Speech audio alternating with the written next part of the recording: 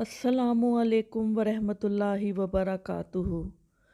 कल रात में छोटी बेटी बहू के कमरे में बैठी हुई थी जब इसके फ़ोन की बेल हुई। हमारे घर में रवाज है कि जो ही किसी बेटी का फ़ोन आए मैं वहाँ से उठ जाती हूँ ताकि बच्चियाँ सुकून से बात कर सकें, और अगर मेरा फ़ोन हो तो बच्चियाँ इधर उधर हो जाती हैं ताकि मैं आराम से बात कर सकूँ। लेकिन कल शाम बेटी रूम में नहीं थी तो मेरे 2 साला पोते ने फ़ोन उठा लिया।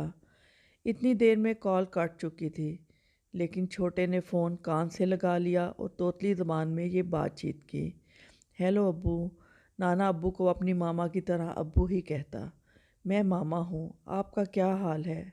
बैंक पहुँच के अच्छा अच्छा गर्मी है, और साथ साथ कमरे में चक्कर लगा रहा था। फिर फ़ोन बाएं हाथ से दाएं में मुंतकिल किया अपने मामा वाले स्टाइल में।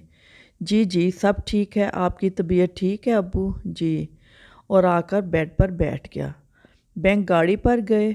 दवाई ली अब्बू जी? अच्छा अब्बू जी, फिर बात करूँगी, खुदा हाफिज़। और फ़ोन साइड टेबल पर रख दिया। मुझे अपने पोते पर बहुत प्यार आ रहा था, लेकिन इससे ज़्यादा इसकी मामा पर प्यार आ रहा था।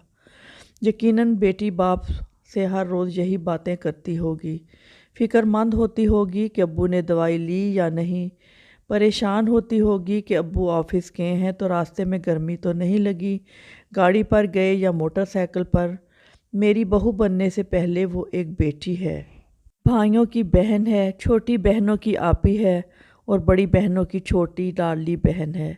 ये बेटियां हर रिश्ते में कितनी प्यारी होती हैं।